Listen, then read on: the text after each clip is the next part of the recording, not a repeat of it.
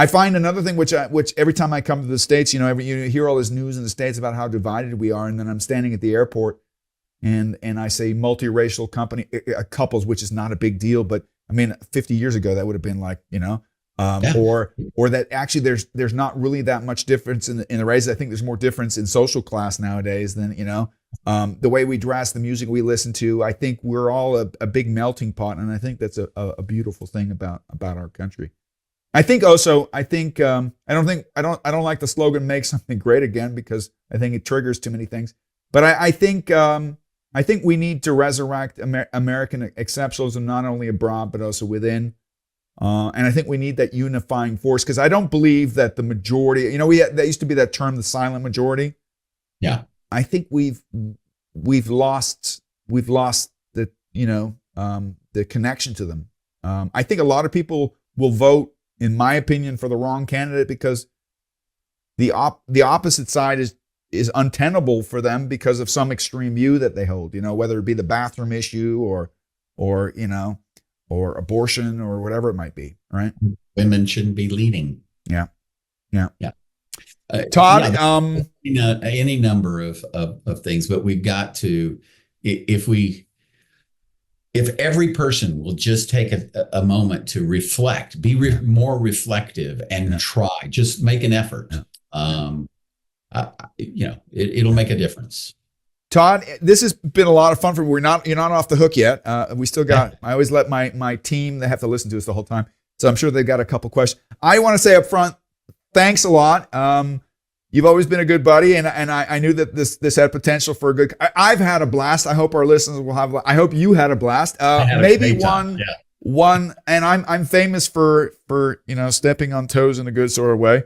So when are you running for office? When we get the money out of it. I will share with you a famous quote that my parents, we spoke English at home, but both my parents were originally from Austria. And I love my brother to death, but you know how you had a brother as well, right? And siblings can often be very, very different.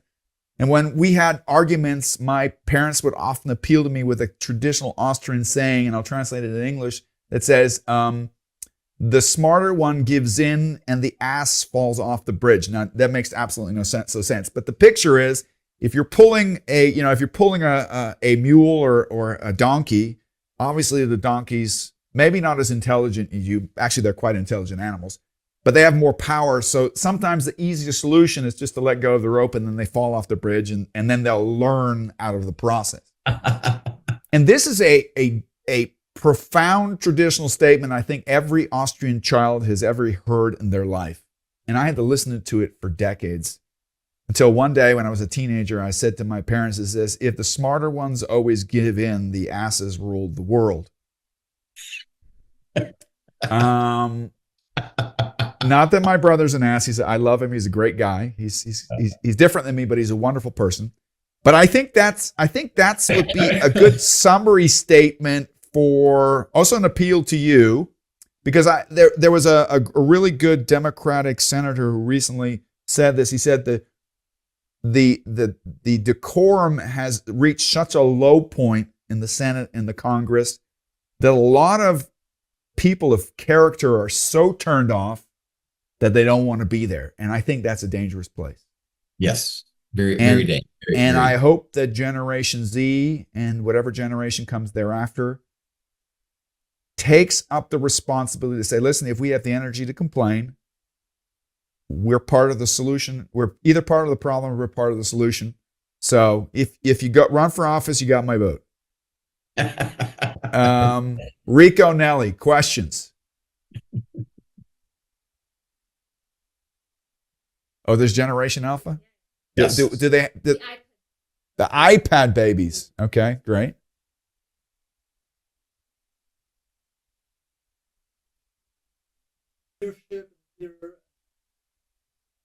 Politics.